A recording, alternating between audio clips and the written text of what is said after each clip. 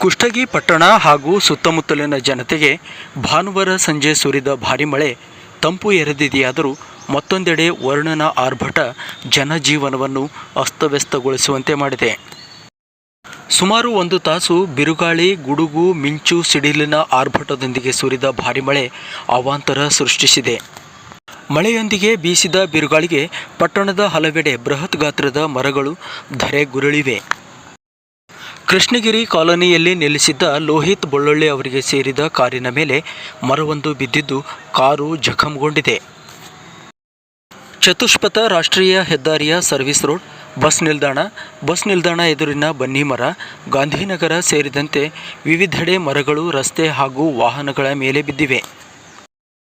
ಮರಗಳು ಬಿದ್ದಿದ್ದರಿಂದ ವಾಹನಗಳು ಜಖಂಗೊಂಡಿದೆ.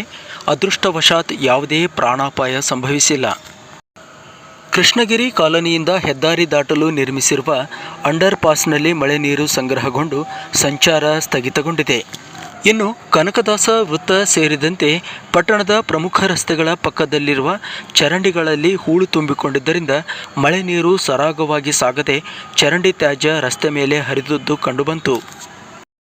ಪಟ್ಟಣದ ತಾವರಿಗೆರ ರಸ್ತೆ ಸೇರಿದಂತೆ ಪ್ರಮುಖ ರಸ್ತೆಗಳು ಜಲಾವೃತಗೊಂಡು ವಾಹನ ಸವಾರರು ಪರದಾಡುವಂತಾಯಿತು.